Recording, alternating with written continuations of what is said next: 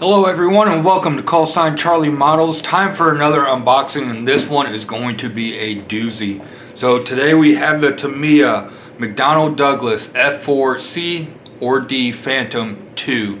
Absolutely typical painted or typical Tamiya painted on box art type deal, and it looks absolutely stunning. And here it looks like don't know what squadron it is, but it is not Robin Olds, which is option on the side of the box, which we'll show here in a second.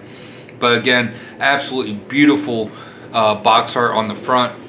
And then on the sides we get into the decal options. We have the F-4D Terrible Tyke from the 497th Tactical Fighter Squadron, 8th Tactical Fighter Wing in here. And then you have your bombs and missiles that are there. And then we have the F-4C Scat 27 from the famous Colonel Robin Olds in the Operation Bolo, where they took out, I think it was 3/4 of the North Vietnamese MiG-21s in the Vietnam War. Then on the other side we have just a underside, and then we also have a little blurb about the F4 over here. So we're going to get the box opened up and then take a look at everything. And this thing is, as typical, pretty packed with plastic. And I think I did have to rob a couple pieces off of this for the one of the F4 builds that I did earlier, but that shouldn't be a factor in this build at all. Okay, like usual, we're going to start off with the instructions here. Typical Tamiya booklet style here, and then opening it up you have a nice little history about the F4, and then moving on you have your hints and tips, and then what tools and supplies that you'll need. And starting off straight off the bat, we're starting off with the intakes, getting those all done. And I do have the aftermarket intakes for this from GT Resin, and those absolutely do fit and look great with a little bit of modification to the kit, but it's not too difficult to get those to work. So getting right along in there, getting those intakes done, and then adding more parts to the intakes or to the fuselage, getting that top section painted up. And then also it looks like you need to remove a little bit of a section right in here as well. Then continuing on, adding in the final pieces of your intakes, and then we're starting off on the cockpit, getting all those cockpit parts on. They do have separate panels for your instruments on the side of the cockpit, and then you're getting your cockpit tub into the upper fuselage. And then we're starting with the afterburners right here and your horizontal stabilizers slash elevators. And then we're getting on this nice one-piece tail section for this, which absolutely, when it comes out painted, looks brilliant. And then we're getting our wings onto the fuselage, our lower wings onto the fuselage, and then we're adding in our upper wings along with the walls to our main landing gear well and our wing fold section right here. But it's an Air Force aircraft, so you will not be folding these wings. And then just repeat for the other side. Then we're adding in the tail hook and the cone for the tail section. Then we're starting off with our nose landing gear, getting all that added, and then a couple other panels to block off the screws that you use to fasten the lower wings into the upper fuselage. Okay, and then after that we have a couple different nose options right in here to add in, depending on if you're doing the F-4C or the F-4D. And then continuing on, we're adding in our main landing gear and all of that, and this is some nice beefy landing gear. It does have a metal insert right here to really help handle the weight of this model. Then after that we're adding in more landing gear doors and our speed brakes. And then we're starting off with our missiles, getting done with our AIM-7s. Along here we also have an ALQ-87E ECM pod, which they did use for the Operation Bolo to kind of make the Vietnamese think that the flight of F-4s were actually in fact a flight of F-105 thuds.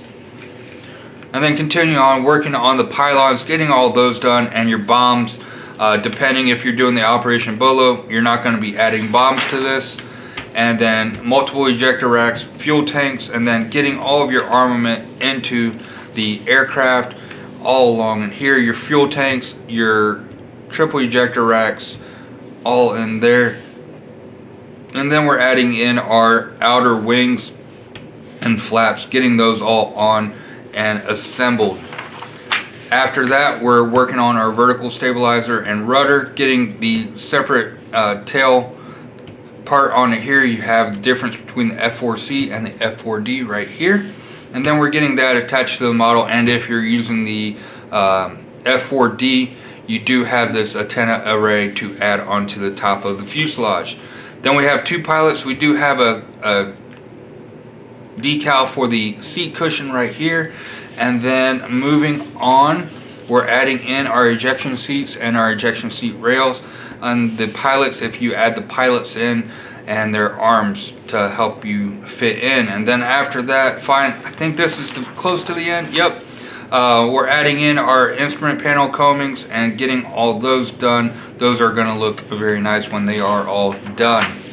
And then finally, we are adding in our canopy pieces, getting all those attached. We do have a piece to remove right in here, and then this does come with a boarding ladder, and it shows you how the canopies should look when they are in the up position.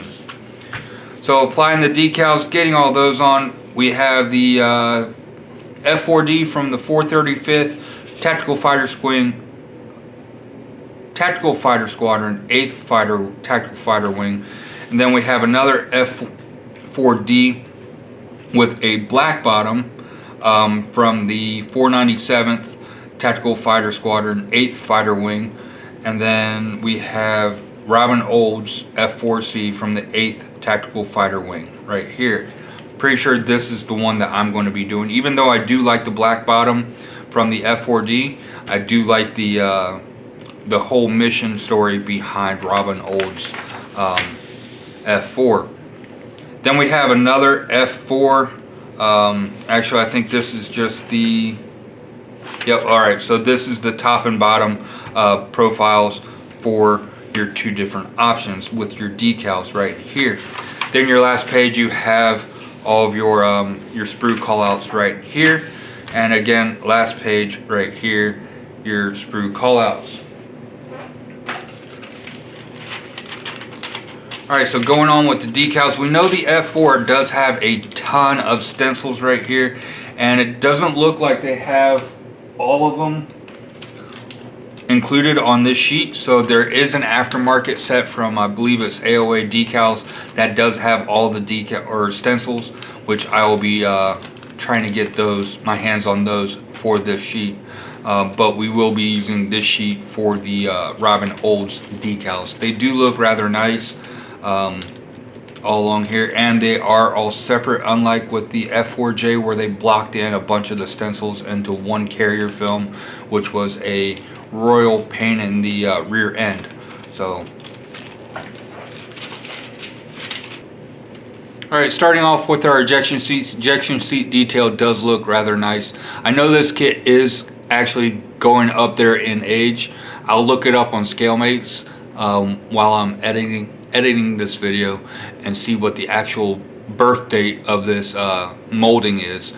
And you should be seeing it right about now, right in the bottom of the screen. But yeah, so the tooling for the ejection seats actually do look very nice. I do know Edward, they have some absolutely brilliant ejection seats for this kit as well.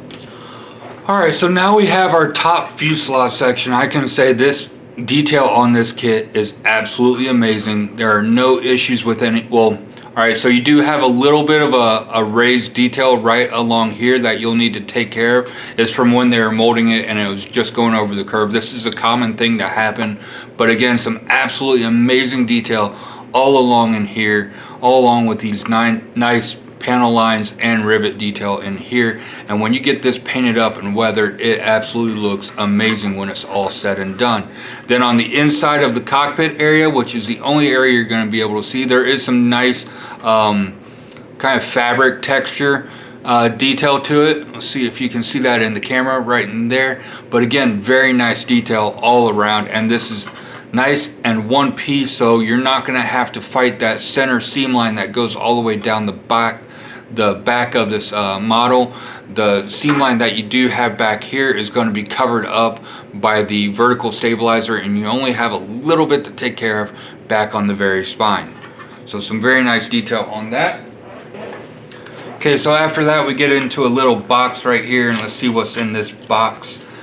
And it looks like it's going to be rubber tires and our metal landing gear right in here. Alright, so some nice detail on your metal landing gear, and you have plastic parts that marry into metal parts right here, so you'll have to take care of that seam line carefully along in there. But again, some very nice detail. And then take care of the seam line that goes right down this shock absorber right here. All I do is I take a knife and I scrape along there, and you do have ejector pin marks, but I think that is going to be covered up by the plastic piece, so no issues with that. But you do have some raised ejector pin marks right in here. Hopefully you can see that. And then the main landing gear, again, very nice detail on those. On the outside, not much detail to them at all, because you do have plastic parts that come in and blanket this metal part. Okay, and then we also have some rubber tires. The tread on this is actually very nice.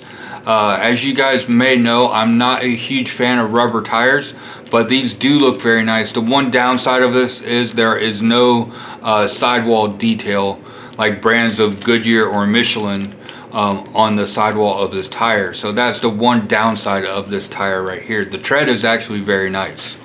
Then we get a bag of screws, which we'll be using to attach like our fuselage halves or bottom, or yeah, fuselage bottom and wings to the top fuselage, and then also like landing gear, wheels, and all that will be used attached by using screws. So those do go together very nice.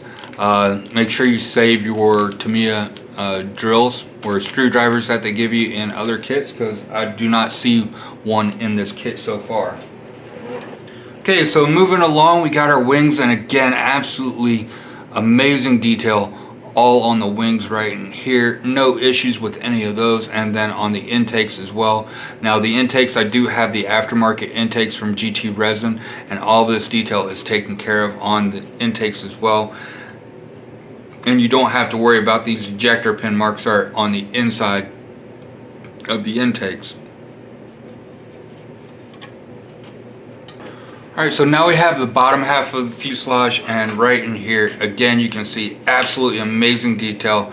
These antennas are protected by this nice foam padding right here. But again, absolutely amazing detail all along in here, and where your engine bays would be sitting, your air brakes right in there as well. But everything else looks absolutely brilliant all the way through.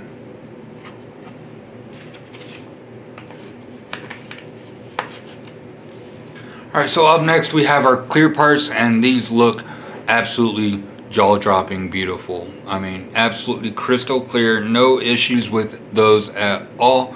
And those are going to paint up real nice along in here. So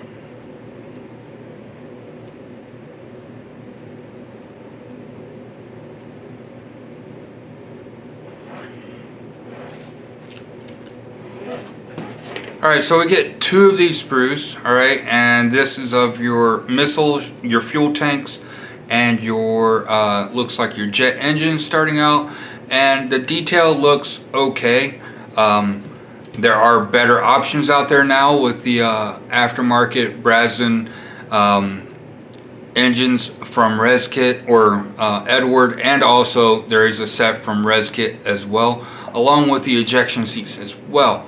So again, for the time, this was absolutely amazing. Now it's starting to get old, so it's starting to show its age, definitely.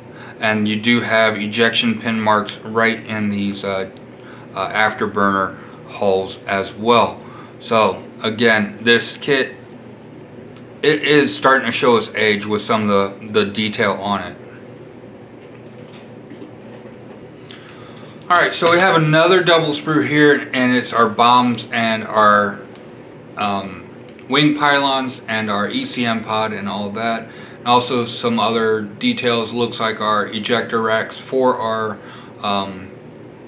pylons as well. Some decent detail all in there. Again, this kit is starting to show its age, honestly. Alright, and then on this one we have our cockpit tub, our ladder, our instrument panels, and all the details that go along in there. And those actually do look very nice still, and will paint up nice, but again, there are other options out there for this kit, so for this section of the kit, so we will have to see. But out of the box, it does look like it will build up very nicely, and we know it's going to go together with no issues whatsoever on that. The ladder does look really thick and out of scale, so might have to look into getting one of the 3D printed ladders for that as well. Alright, next sprue, we have our intakes, our flaps, and our landing gear wells and speed brakes and all that. And all that detail on the outside, like right in here, our variable ramps for our intakes, absolutely look amazing on those. And then the walls for our landing gear wells also look very nice as well. Then we flip it over to the other side. Let's see the inside of the intakes. And then you also have ejector pin marks right all the way through on the inside of your intakes, that you will be able to see those. And then the landing gear doors, again, no ejector pin marks and some nice raised rivet detail in there. And then let's see, no ejector pin marks on any of the pieces that you will be able to see, like on the air brakes again, and your main landing gear doors. No ejector pin marks anywhere on those.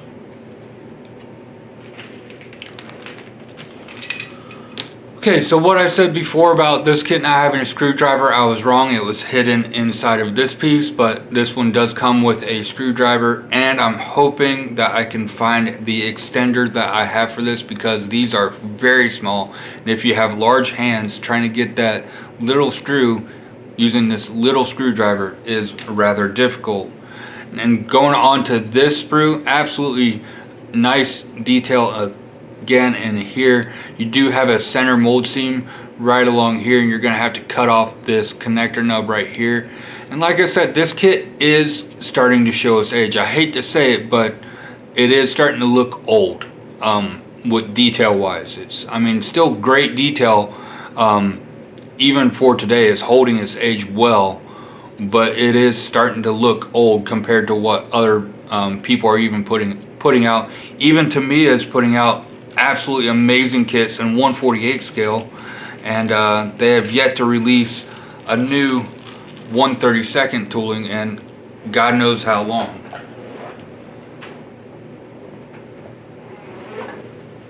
Alright, and then we have the final sprue here, and this is our horizontal stabilizers and elevators. I did have to cut this piece off. I used it for the my F-4B build, and I had to cut this one off because I don't know what happened to the other one, but I could not find it, or it broke off or something like that. So ended up salvaging it from using a piece from this kit.